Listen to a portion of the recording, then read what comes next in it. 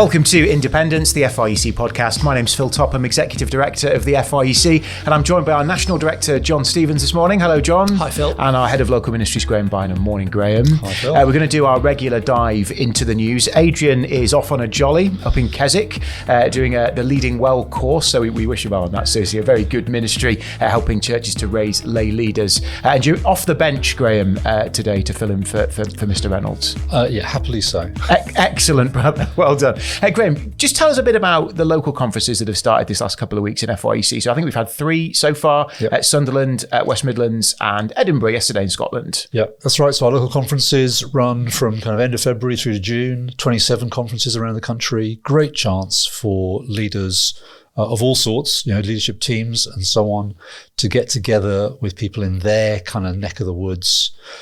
We've got the theme of proving yourself, how justification changes ministry.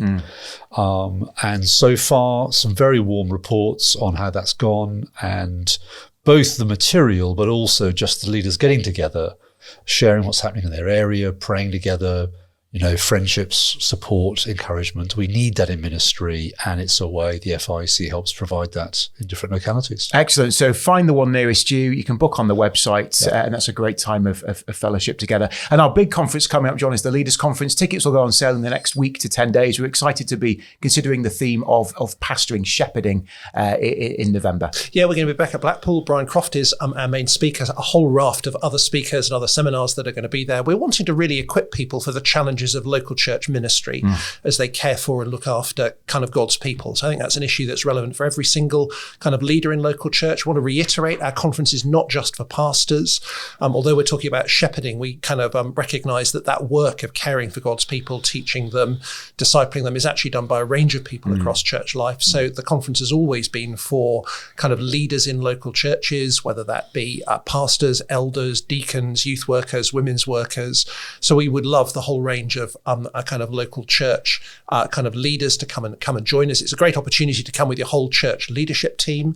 So actually lots of churches come as a whole group. They get maybe a house together or stay together in a hotel. Some even stay on after the conference to kind of reflect and spend time together. So actually there's lots of benefits coming as a team. And I think particularly this year, given the focus, it could be hugely helpful for church leadership teams. So tickets will start at £235, I think, and that price runs till the end of June. Looking to Joel for confirmation. That is right. So get the cheapest prices booked before the end of June, and we look forward to seeing you in November. Let's talk a little bit about some of the things that have been in the news. So it's just worth giving a couple of updates. So we've talked previously on this podcast about the conversion therapy bill that was going through Parliament, and we've talked extensively about abortion as well. A couple of updates that's just worth mentioning here, not particularly for comment, just so that we're mindful of them. The conversion therapy bill has run out of parliamentary time, I think, so that will not now progress. Well, that's good news. I guess it will come back in some form when we have a new government, whoever that is. Yes, I think that's right. It was a private member's bill. It's sort of been talked out. There was one in the Lords, there was one in the Commons. I think both were pretty badly drafted in terms of being very sort of general. Interesting debates, particularly in the House of Lords, where people were raising all sorts of questions about conversion therapy. I think it's really difficult to draft, particularly on the issue of transgender. That's become the major focus. But actually both political parties seem to be committed to introducing something after the election. So this is really a pause in what is a longer ongoing issue. We keep an eye on that one. And then in terms of abortion, France this week has voted to put abortion, the right to abortion, in its constitution. And then this side of the channel, we have seen moves to decriminalise abortion even after 24 weeks. That sounds a worrying development this side of the channel. Yeah, I think it's the normalisation of abortion in kind of our culture. So yes, this is the controversy over the fact that sort of after the pandemic, there was a lady who was prosecuted for having conducted an abortion after the time limit. So there is pressure within Parliament to, in a sense, decriminalise so that people are not prosecuted for seeking abortions kind of after kind of time. I think that reflects culturally kind of where we are. There's also a story in this week about kind of Ireland, which introduced abortion fairly recently, and there was something like 10,000 abortions in Ireland in 2023. So this is just simply an ongoing issue. And I think it's a reminder to us of the extent of the challenge of kind of public and political opinion. As I say, we've talked about those issues extensively in previous episodes of the podcast. We keep an eye on those. Of course, they're both situations where moral matters meet political matters. So these are moral issues, but then, of course, make it into our politics. And it is a huge year for politics around the world. So when we sit here and do this, Lord willing, this time next year, the political landscape globally will be completely different. We've got a general election here. We've got a presidential election in the States. There are elections happening in countries all around the world. This week was the budget, the final pitch for the incumbent for the Tory party, rather, to think about how they might make their pitch to the electorate going forward. We are now in a position where we're expecting an election to be called. It will be called at some point this year. Before we get to the end of 2024. But it strikes me, brothers, that we're living in some of the most politically divided times I can remember. I've said before the podcast, in my lifetime, I don't think I've ever known it quite as divided as this. Is that fair, Graham? Yeah, I think that's right. I think both divided and cynical and, frankly, just sort of fed up. There's quite a lot of deep running feelings. We mustn't think that's never happened before. It's not a unique moment, but I think off the back of the pandemic, off the back of a long period of rule from the Conservatives, there's quite a lot of deep feeling. And how do we help leaders to navigate the inevitable differences there are politically in the pews in the church? Because this could play out, couldn't it, in terms of relationships between brothers and sisters who will have different political leanings, different political views. How do we help leaders navigate that? I think the most important thing to do is to distinguish between kind of principles and strategies. In that there may be a principle of, say, how a country would care for its poor, or how would it provide education or something. And we can debate that, what we want to stand for. Exactly what a government will then do in terms of its strategy of achieving it will vary hugely. I mean, if you take the budget, there's not enough money. How are you going to carve up a very small pie? How are you going to attempt to provide for the health service, etc.? Just distinguishing between what the principle is, which we could debate and maybe agree on and so on, but then different strategies, and in many ways different political parties are trying to do similar things different ways. And we mustn't the principle is something we might have to agree to disagree over it, but we can have a debate on it. The strategy is a wisdom issue. What is the best way of achieving this? And very often the answer is we don't even know if this will work or not. Now, of course, we debate that. We'll have to agree to disagree about that as well. But if we see that as a wisdom issue, it should lower the temperature of discussion, because there's an appropriate humility about how we work these things out. John? Yeah, I think we have to recognise that people do hold different political views as Christians, as they read the Bible and as they kind of look at the current context and what needs to be done in the current context, what their priorities ought to be, what the strategy is. People do come to different kind of conclusions as to that is the case. We've got to kind of help ourselves, I think, to, in a sense, think the best of others who might disagree with us and their sort of motives and their reasons for coming to their judgments and their decisions. Why do people find that so hard? Because they evidently do. I think it's because people are invested a lot in the outcome. So I think we talk ourselves into thinking that this is hugely important. The future of the nation depends on it. To some extent, maybe the future of the church and the gospel depends on it.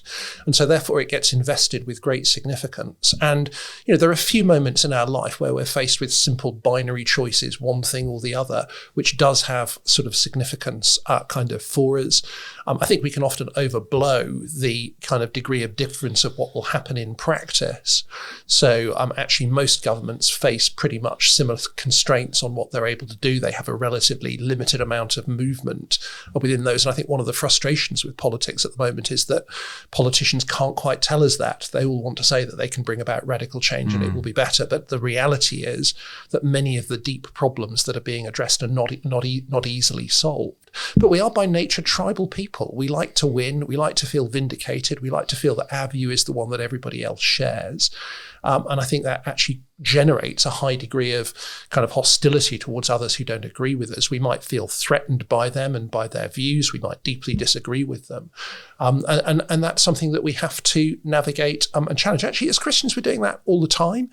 So on a whole variety of issues, evangelical Christians who hold core gospel beliefs in common don't necessarily agree. We might be sharply divided over, for example, baptism and what the Bible teaches about baptism. We have to learn to kind of navigate that and understand others and try to maintain a unity around that. So I think it goes with the territory of kind of division. I think as leaders, it's really important that we are not seen primarily as political kind of cheerleaders. The reality is so keep it out the pulpit. Well, I think not necessarily keep it out of the pulpit. Keep out of the pulpit a command to vote in a particular direction. Keep out of the pulpit something what is clearly partisan and that is unfair to the other side. So I think how we engage in politics in our capacity as leading the church has to be slightly different from how we might personally think about politics or engage in it. So most of all, we want people to basically have a gospel perspective, to have confidence in God's sovereignty no matter what happens, to have a right view of what government is and what it does. I would hope that it would help people to evaluate kind of things that are being presented, candidates that are being presented on the right basis. And I think one of the areas that evangelicals have failed in over recent years has been the importance of the character of people who are being elected. We've sort of, in a sense, become immensely tribal rather than actually, in a sense, focusing on the character of the person that we are going to be sending as our representative. So I think there's more to be done in terms of helping people to think biblically about the decision that they'll make when they put the cross in the box and how much importance they place on that. And I think we can help them to have a perspective on that. And we also need to just bear in mind, I think actually across our congregations, probably most people have already got a clear idea of which way they're going to vote. You know, they've got long loyalty, they've got deep convictions about what issues are most important, they've got natural affinities towards kind of one side of the political spectrum or another. In the end, we're probably not going to shift that particularly. And we need to be, I think, aware of our congregation, where it's at, what people think. We're trying to, in a sense, ultimately keep the church united and look beyond the election. I think, for example, it's a broad fact that in America, most evangelicals are clearly right-leaning. That would be the predominance of where evangelical opinion lies. Surveys in the UK would suggest that most evangelical opinion is left-leaning rather than right-leaning. That's just a reality of the constituency. And I think how we speak into it needs to kind of bear that in mind. One of the things that's linked to this debate is around the topic of extremism. So after George Galloway was elected to Rochdale in the by-election a couple of weeks ago, the Prime Minister stood outside Downing Street, made it's always a pitch that he's making a big statement when he or she does that in the office of Prime Minister. And he basically said he was concerned about the extremism that was being seen in politics. I think that's quite interesting for us because I think extremism and free speech often appear in the same sentence. And I just wanted to get your opinion on what is the definition of extremism versus free speech? Because a lot of the time, people who would be perhaps charged with extremism would then defend themselves by saying, I am exercising free speech. Protests are a democratic right. It is my democratic right to stand outside an MP's constituency office and protest. How does all this work? What perspective should we have? Can we define that, Graham? It's very difficult. One person's deeply held conviction is someone else is extremism. In some ways, extremism is just always defined by the majority culture. What's on the margins. I mean, the fact is it moves, even to the extent that of course many traditional Christian positions would then be regarded as extremist because the majority position has changed. So, and we're seeing that in relation to abortion, for example. Exactly. I mean, it's already there in other areas of sexuality and so on. But on something like abortion, that's what's now happening. So in one sense, we have to just accept extremism is a malleable thing defined by the majority opinion because that's just how it works in a culture. And at the same time, you want to say, no, there are legitimate reasons for holding certain opinions, and that's not extreme. I guess on other, say purely political issues, somebody else could argue the same thing. I've just got a good reason to believe this, George Galloway or whoever it is. And so it's a very vexed area to try and navigate. The government's extremist advisor has come out, I think there's an article on the BBC this morning, basically saying it's not authoritarian to say that extremists should not be in charge of television stations and that London should not be, as he put it, a no-go area for Jewish people at weekends.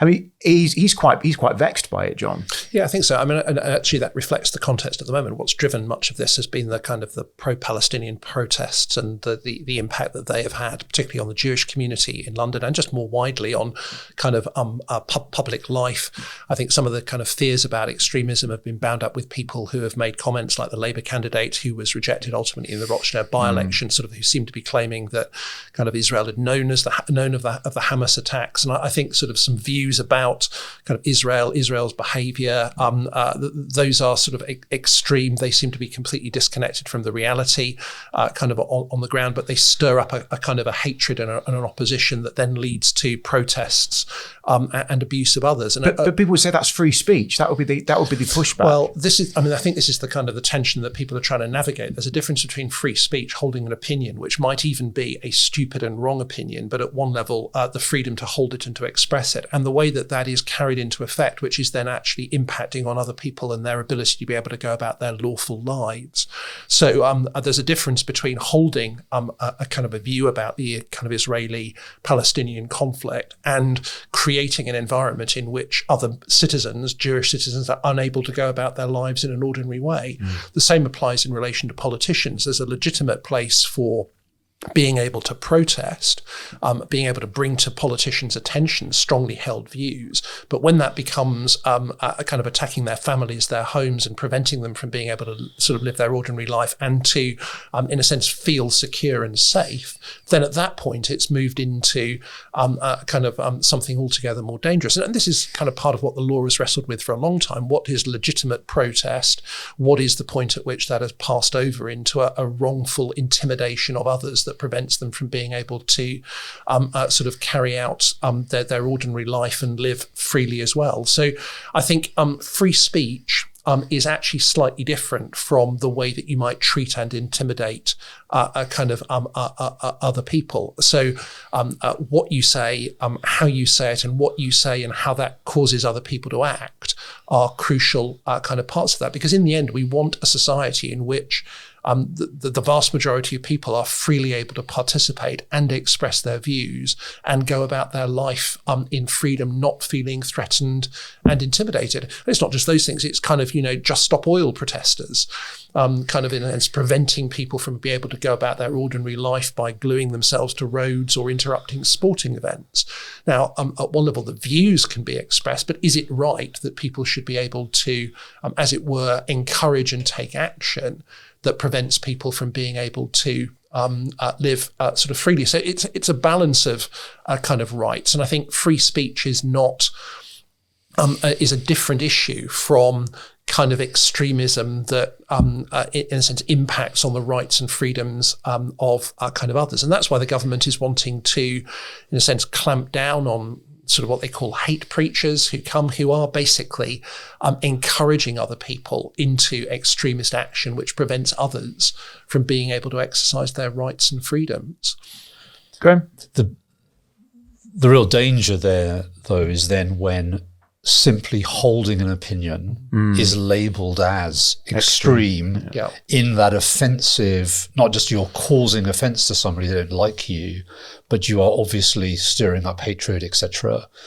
So I agree completely. We want to distinguish those things, and I think they can be distinguished in terms of the tone and the way something is expressed. The danger is on something like abortion, we could head towards the position of simply holding that position, being labelled extreme and then getting caught up in all of this.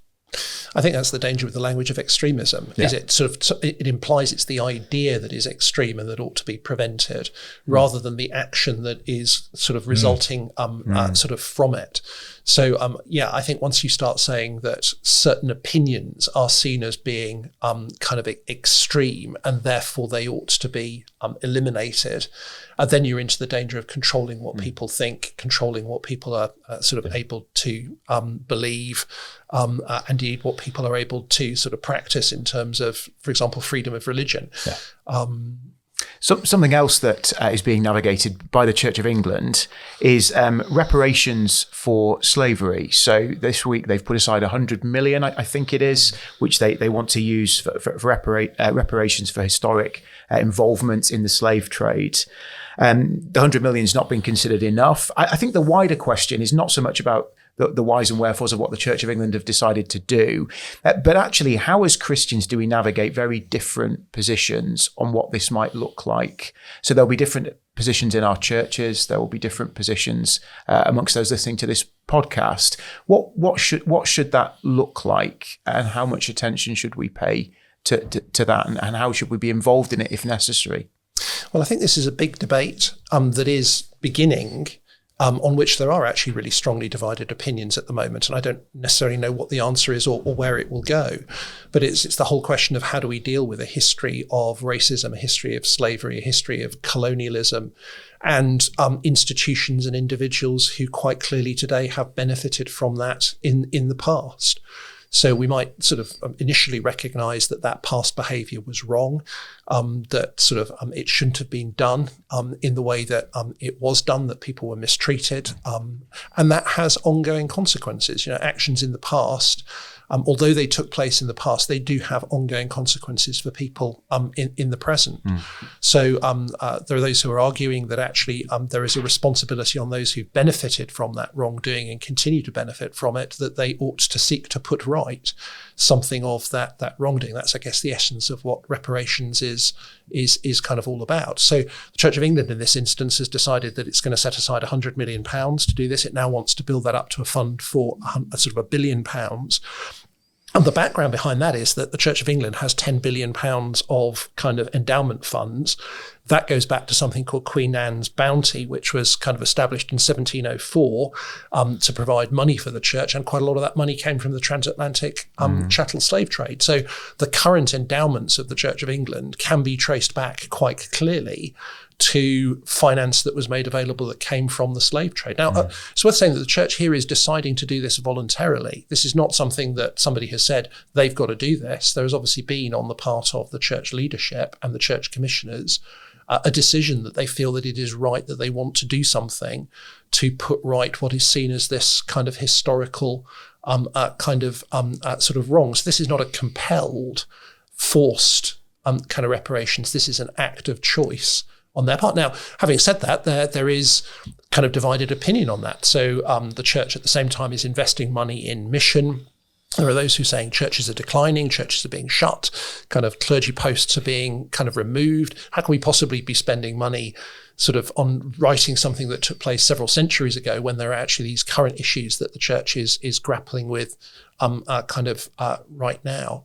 But it's not just churches, it's individuals. There was an interesting story in 2023 that a family called the Trevelyan's, who kind of derived their wealth from kind of slave plantations in Grenada. They have set up a kind of £100,000 fund for people in Grenada because they've basically said we should take responsibility for the wealth that we have, that we now see very clearly was a result of this exploitation and this kind of oppression. So again, not forced to, but that's a choice that the family has made because they clearly feel that they want in some way to try to put right what their historical kind of forebears did. So I think the pressure to seek to right some of these historical wrongs is going to grow. I was speaking to a leader from the Black Majority Church some time ago who said, actually, this is going to be one of the big issues that the church is going to have to deal with in the next kind of decade or so. There will be ever increasing pressure of not just acknowledging the wrong of what was done, but actually, in a sense, putting right where people continue to enjoy the benefits that flowed from that wrong and can be sort of attached to it. But yeah, it's by no means Agreed. I think this is another survey that's been done recently kind of would say this is one of the issues on the issues of race on which Christians are most divided, and not even divided just on the basis of those who are from a white background, those who are from a black background. The division is actually in both communities as to whether this is the kind of the right way forward. So I think this is clearly something that is on the agenda. Some organisations and individuals are choosing that they feel they want in some way to try to put right something of what was done wrong in the past. I think it's a debate that's going to go on. Certainly biblically, we have to say there's a right and proper recognition of oppression that has taken place. I think that it's appropriate that we acknowledge the sins of the past and what was done. I think we need to be honest to recognise that some of the things that we enjoy are the result of that and are the fruit of that.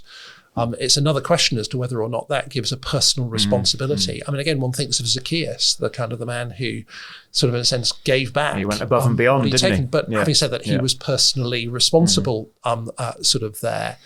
So I think this is a really big issue that's going to have to be debated and thought through. Graham? I think just to add, it's worth distinguishing between actual guilt and consequences. So one of the things that happens in this sort of debate is people say, well, you're making me guilty for what happened in the past, or responsible for what happened in the past, and so on. And so I bear it now, and now I've got this moral obligation. No, I think we have to be very clear. We're not responsible for the actions of our forebearers. And biblically we're told, the children, won't be punished for the sins of their fathers, etc. That's different to saying that the things happened that were wrong and that it's had repercussions today. So there is money in a fund because of what happened. And that money was is now considered illegitimate in some way. So just differentiating between guilt and consequences. No, it's really helpful. It's really helpful. Before we land this podcast, it's just to say I've got some breaking news, which is that this podcast is not actually real. What we did this morning was we went to AI and we said, please would you record an In the News deep fake podcast of Phil, John and Graham. And this is the result of it. Yeah. In all seriousness, that is where I want us to land. There's been some extraordinary things coming out this week in the area of artificial intelligence, which actually, when people say seeing is believing, it no longer is, because essentially AI is so good at manipulating images and making things look real that aren't. People saying things and you don't even know if it's really them that have said it.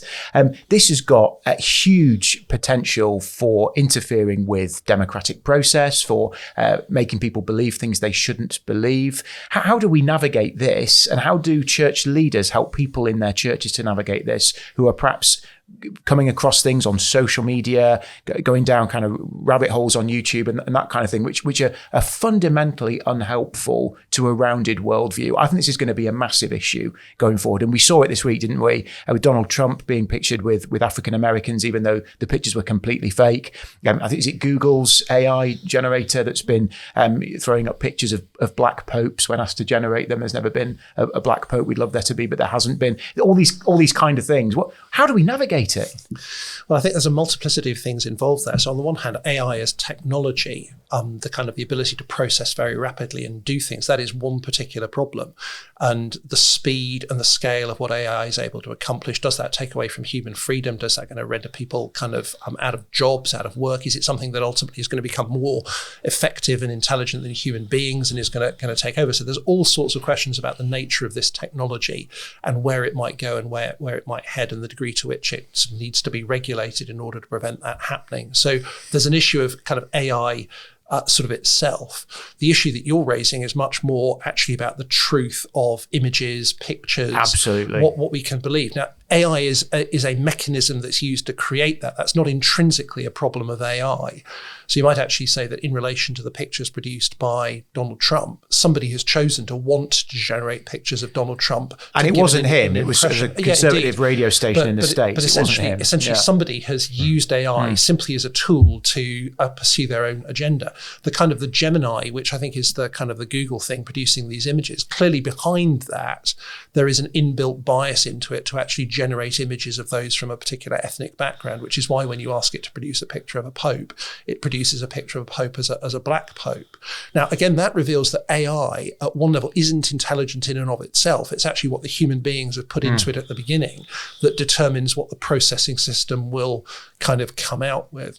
But you're right, there's a much bigger question here of what we are presented with in the media, what we're presented with on social media. We can no longer trust it as being true or real. And actually, that's even at the level of simple stuff. So you kind of the adverts for sort of the latest Samsung phones, I think it's Samsung phones, or is it the Pixel phones, kind of with all sorts of kind of photograph editing things. So you can take a picture, but actually you can change the faces of the people to look better, to look happier. You can remove things you don't want. Actually creating an entirely artificial presentation of what reality is now available on your mobile phone. So in a small scale, you're able to manage your whole life in that way, which then goes into kind of Instagram or TikTok. So we are now living in a world in which almost nothing can be trusted unless you actually see it with your own eyes, because it can be manipulated. And we have been living in a culture in which visual media is seen as being truthful, because it is actually a kind of a sort of a recording of what really took place. We're now in a world in which visual media is basically sort of cannot be trusted, because you cannot know whether that visual media has actually been adapted or whether it reflects reality or not. So in a sense, all technology, all forms of media and communication can get twisted to be vehicles for untruth rather than truth. And culturally, we go through phases in which we trust it, and then we suddenly discover it's not trustworthy, and that has to create a whole new hermeneutic of suspicion. And that's what's happening with visual images at the moment. So how do we help our people be discerning? Sorry, you want to say something before that, but that is the bigger question. Yeah, I think it is, and I don't know how to answer that one. It's really just worth recognising, as John says, it's all to do with who is behind it, who's employing it, and it's an extension. It's a significant extension, but only an extension of what there's always been in terms of how people present themselves. So we used to refer to spin doctors who would put an angle on something, selective quoting, etc. There's always been a game of how to present something the best way, or to put a slant on it, or to slant that person negatively. That's always been going on. So in a sense, we've always had to read carefully.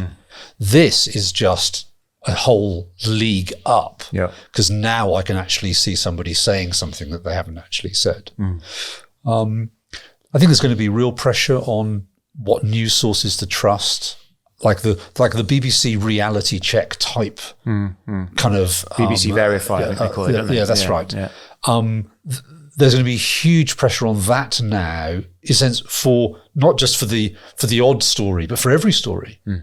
And the kind of eyewitness who actually heard it or saw it, and can I trust them, is going to become, I think, the kind of real sort of gold standard, which, interestingly, of course, is exactly how parts of the Bible work, in terms of, I saw it, I'm writing it down for you, and I'm not faking, etc.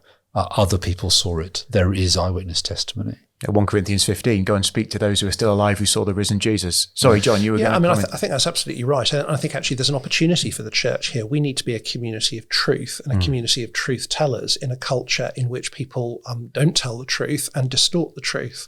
And you actually have to build up a reputation for that over time, how you kind of deal with a whole multiplicity of things. Do you gain a reputation for being trustworthy and truthful? And I think actually that's exactly what we need to do in our preaching, our ministry, and in our conversations. I think we need to not be those who are kind of, in a sense, curating our lives to create an image and an appearance. We don't need to do that in ministry. Actually, you see that to some level with the celebrity pastors and the kind of pictures of their wonderfully happy, beautiful families and stuff like that. And you just get the feeling the whole thing is curated. And we need to actually have an honesty and an openness about those kind of sort of things. We need to, in a sense, I think, have a kind of a suspicion of the world more generally. The Bible tells us the world is the realm of Satan, and it is the world of lies and deceit. We shouldn't be in any way surprised by that. Our guide ultimately needs to be the word. And I think we need to help people to be discerning. I think the danger is that Christians can easily get drawn into a whole world of conspiracy theories, and basically people will gravitate to hearing what they want to hear. And that's how social media is designed. Yeah. The algorithms push you to things that they know that you will like. And so all of us need to interrogate what we kind of hear, whether it's truthful or not. I mean, the simple way to do that is to engage with those who kind of say exactly opposite things and make judgments between them. I think if you're only ever reading or listening to or watching what says what you want to hear, then you are just going to be incredibly vulnerable to being drawn into ever more extreme conspiracy theories that are not grounded in the evidence. In the end, you have to come back to the evidence. And that means listening to the other side and weighing up whether our arguments are good or accurate. Now, we can't all do that in everything.